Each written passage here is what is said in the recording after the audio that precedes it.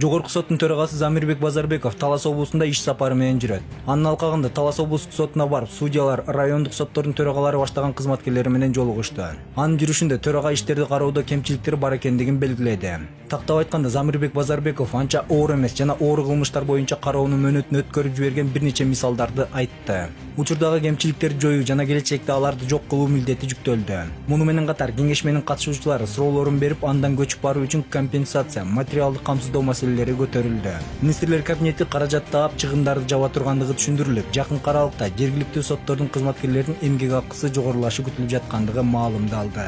Ошондой эле Замирбек Базарбеков соттордун жумушчу кабинеттери, сот жыйын залдары жана архивдин абалы менен таанышты. Мындан тышкары Жогорку соттун төрагасы Талас облусуна которулган айрым судьялардын турак жай шарттарын барып көрдү.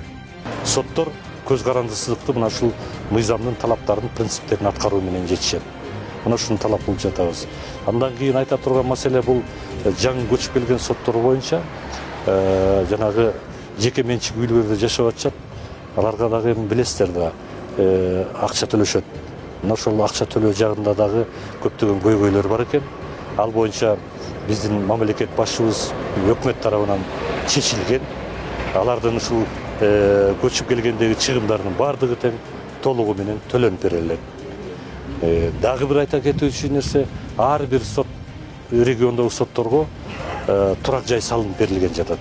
Эми баягы панельный үй дейт экенбиз, тезирээк бүтүүчү, бирок бардык шарты менен болот. Мамлекетибиз тарабынан сотторго болгон жардам, колдоо болуп эсептелинет. Кудай буйрса, бу да иш жүзүнө ашып атат.